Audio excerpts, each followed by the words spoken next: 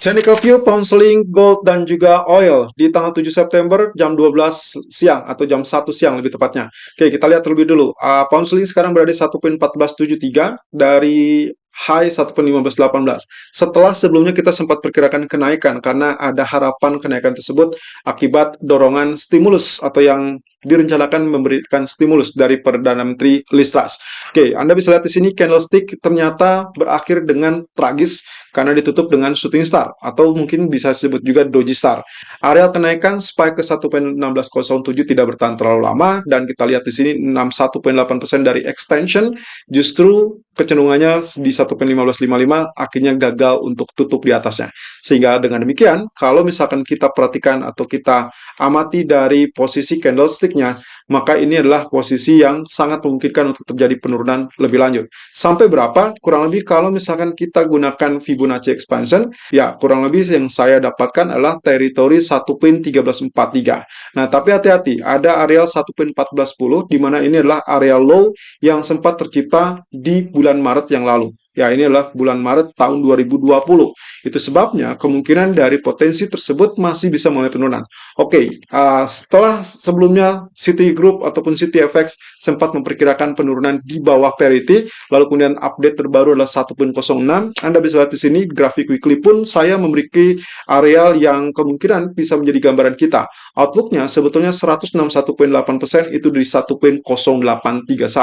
Tentunya semua ini kaitannya dengan level support 1.1410. Kalau bisa ditembus, maka targetnya bisa mencapai teritori ini. Tapi kalau misalkan dia tidak ditembus, maka yang kita akan lihat nantinya akan terjadi pantulan kenaikan kembali. Nah, terakhir kalau kita lihat dari grafik H4-nya, setelah kita lihat yang sempat terjadi kenaikan, ternyata memang kenaikan tersebut juga relatif tertahan di bawah areal 38.2%. Itu sebabnya areal rejection ini kalau kita gunakan sebagai titik terbaru, maka yang akan kita lakukan adalah penambahan dari Fibonacci expansion. Nah, saya tarik dari titik pertama di sini, lalu kemudian titik keduanya di bottom area Fibonacci expansion atau yang 0%, lalu kemudian area ketiga adalah area puncak kemarin. Sehingga yang akan kita dapatkan pola penurunannya akan menyambangi area 1.1328. Tentunya hal tersebut kalau memang ternyata tidak terjadi double bottom. Ya, double bottom bisa saja terjadi antara 1.1440 ataupun 1.1435. Artinya, bisa saja terjadi penurunan atau justru dia malah rebound dan akhirnya neckline-nya akan berada di teritori high kemarin, 1.1607. Mana yang akan tercapai?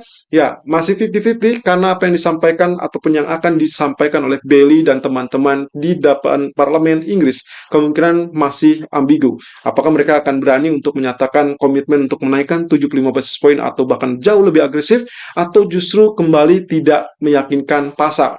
Kalau memang ternyata diragukan, maka kemungkinan area 1.1326 atau 28 inilah yang berpotensi akan ditempuh. Oleh karena itu, strategi pagi tadi yang sudah kami share masih tetap berlaku. Kami tetap menunggu area sell di kisaran 15.00 ataupun 15.20. Atau misalkan ada spike kurang lebih mendekati 1.15.00 ya, kisaran 1. Ya mungkin 14.90-an, Anda boleh mengambil area sell tersebut. Atau pilihan lainnya, saat dia tembus 1.1440, Anda boleh follow sell. Yang penting adalah kalau memang ternyata Anda ingin switch menjadi buy, pilihannya jangan memastikan terkait dengan double bottom tersebut, tapi sebaiknya tunggu sampai tembus level 50% dari Fibonacci retracement. Itu berarti kalau misalkan digambarkan di sini, yang ada adalah saat dia terjadi penembusan di atas 1.1670. Apakah itu bisa terjadi? Bisa saja tidak, bisa saja iya. Jadi semuanya akan bergantung kepada pernyataan. Kemudian kita berdalih kepada crude oil yang ternyata gagal mengalami kenaikan dan akhirnya ditutup bearish. Ya, ini adalah kali kedua, teman-teman. Setelah sebelumnya dia sempat memberikan harapan naik ke level 90 yang ternyata juga gagal untuk tetap bertahan di atasnya. Kemudian di hari Selasa dia kembali gagal tembus 89, ternyata kembali turun di bawah level 86. Nah, untuk pagi ini pun sudah berada kembali di level 85 dolar. Nah, pertanyaannya apakah dia akan kembali tembus atau tidak? Nah, ini yang akan menjadi kendala. Karena kalau di sisi lain kita lihat dari sisi historical price-nya, maka sangat meyakinkan seharusnya ini akan menjadi area strong support. Dengan demikian, kalau memang kita yakin ini strong support, seharusnya kita sudah mulai melakukan buy dengan anggapan atau asumsi bahwa 85 ini kurang lebih cukup kuat dan mungkin sangat minim untuk kemungkinannya untuk dijebol. Tapi kalaupun misalkan Anda melakukan buy di area 85 ini, maka saya sarankan pasang stop loss-nya $1 ke bawah, yaitu berarti di 8400. Karena asumsi saya, kalau hanya menggunakan stop loss 0,5, maka yang dikhawatirkan itu akan langsung tersentuh. Ya, ini sekaligus untuk mengantisipasi false breakout. Tapi kalau ternyata pun dia tembus, maka kemungkinan target yang akan diincar itu adalah target di area 82 ataupun 83. Dan ini berarti berkesempatan untuk melakukan strategi sell on breakout. Ya, pilihannya adalah buy on dip dia 85 dengan stop loss 84 atau follow breakout, berarti Anda sudah melakukan posisi sell. Demikian yang sudah sempat kami tayangkan tadi pagi, di mana strategi kami adalah melakukan sell on breakout saat tembus 85.50 dengan target pertamanya 84.50 dan target kedua 83.50. Asumsi saya adalah terkait dengan 85.96 di Fibonacci retracement grafik H4. Kita lihat, di sini potensinya adalah dia sudah mulai penembusan. Itulah sebabnya posisinya kita sudah open sell dan sekarang masih tetap berada kurang lebih mungkin profitnya masih sekitar 10 saja ya atau 10 poin. Tapi kita masih tetap tunggu apakah bisa bergelincir lebih jauh apa tidak. Kalau dilihat dari areal ini, maka areal support trendline inilah yang akan menjadi target utama dia. Dan itu berada di kisaran 83. Nah, tapi kalau misalkan Anda ingin precise atau ingin lebih pasti, Anda bisa gunakan Fibonacci expansion seperti ini, lalu kemudian tarik dari areal ini, ya, kemudian sesuai dengan areal Fibonacci retracement-nya, dan tarikkan terakhir di spike terakhir tadi malam atau kemarin. Dan itu berarti 83.30 persis dengan areal support trendline, demikian juga dengan Fibonacci expansion 61.8%. Dan itu berarti kami tetap mempertahankan skenario yang sempat kami share tadi pagi untuk follow sell, dan kita sudah mendapatkan level sell yaitu dengan skema follow saat dia tembus 85.50. Nah, di sisi lain untuk grafik gold, kita lihat di sini potensi pergerakan dari grafik daily terlebih dulu. Anda bisa lihat di sini, setelah sebelumnya di hari Senin dengan reaksi terbatas ataupun volume perdagangan terbatas karena market Amerika libur, ternyata dia gagal mengalami kenaikan lanjutan. Kenaikan tersebut digagalkan di zona 1726 yang sebetulnya kalau secara area, maka areal coklat ini berada di kisaran 1721. Itu adalah low 29 September 2021. Itulah sebabnya dengan potensi candlestick berupa shooting star, maka akan ada potensi dia mengalami penurunan. Dan ini yang akan menjadi dilematis. Apakah dia akan terjadi double bottom di 1688 ataupun 1680 atau justru kembali tembus bahkan turun lebih dalam. Dan ini sangat memungkinkan 50-50. Tapi yang kecenderungan sampai saat ini adalah 60-40, di mana 60% kemungkinannya adalah mengalami penurunan lebih lanjut. Berarti kita akan mengincar areal 1676 ataupun 1678, di mana areal tersebut merupakan areal low bulan Maret dan juga bulan Agustus 2021.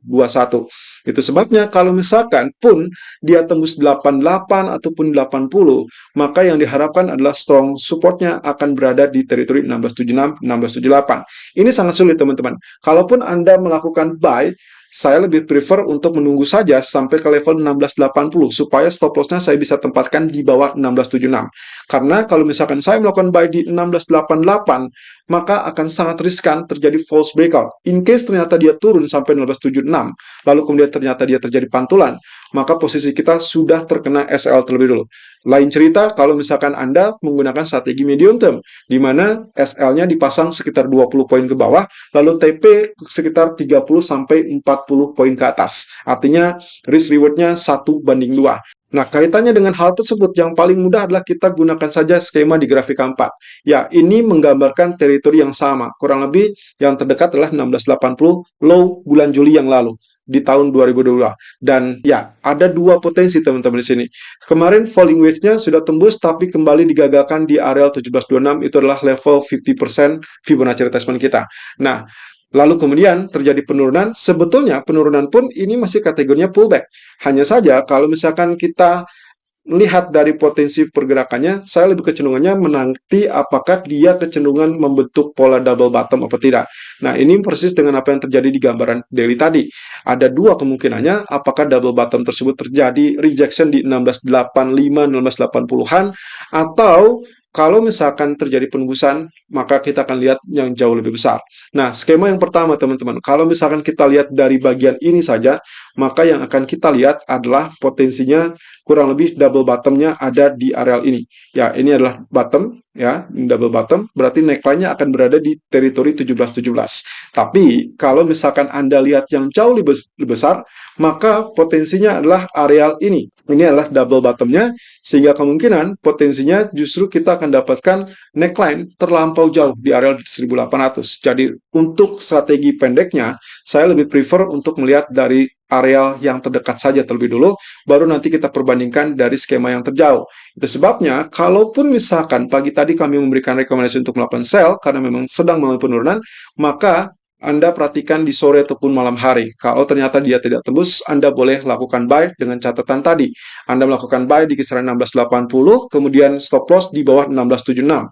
Tapi kalau misalkan Anda yang medium term, ya Anda boleh saja melakukan buy di kisaran 1685, 1687 dengan stop loss di bawah 1676. Dengan target profit, Anda boleh pasang di atas 1720. Dan itu sangat memungkinkan jika kita asumsikan inilah neckline dari double bottom yang terpendek. Nah, di sisi terakhir teman-teman, kita juga menghadapi kendala. Kemarin kita melihat dari sisi ini, di mana pola kenaikannya ternyata digagalkan atau sama sekali tidak kembali sentuh level Fibonacci Expansion 1725. Yang terakhir spike itu hanya bertahan di level 1720, kemudian dia turun kembali, dan spike terakhir pun kembali turun di kisaran 1715. Semakin turun, dan low-nya pun semakin rendah. Anda bisa lihat di sini, area 1699 pun ditembus. Kemarin skemanya kami sempat memberikan rekomendasi, kalau misalkan tembus 1710, Anda boleh follow sell. Dan itu persis yang terjadi. Dia turun di bawah 1710, mencapai 1699. Dan congratulations untuk Anda yang langsung switch strateginya. Ya, untuk saat ini, kalau diperhatikan, karena dia sudah berada di bawah 61,8%, itu artinya 61,8% ini, 1699, akan menjadi teritori resisten kita. Itu sebabnya kalau misalkan Anda perhatikan skema ataupun strategi yang sempat kami share tadi pagi, melakukan sell-nya tepat di area resisten tersebut dengan asumsi itu dianggap sebagai resisten kuat untuk saat ini. Dan targetnya tidak terlalu jauh, karena maksimal kita gunakan di 1687. Ini kaitannya dengan areal yang terbaru, teman-teman. Maka kita menggunakan Fibonacci retracement yang terbaru.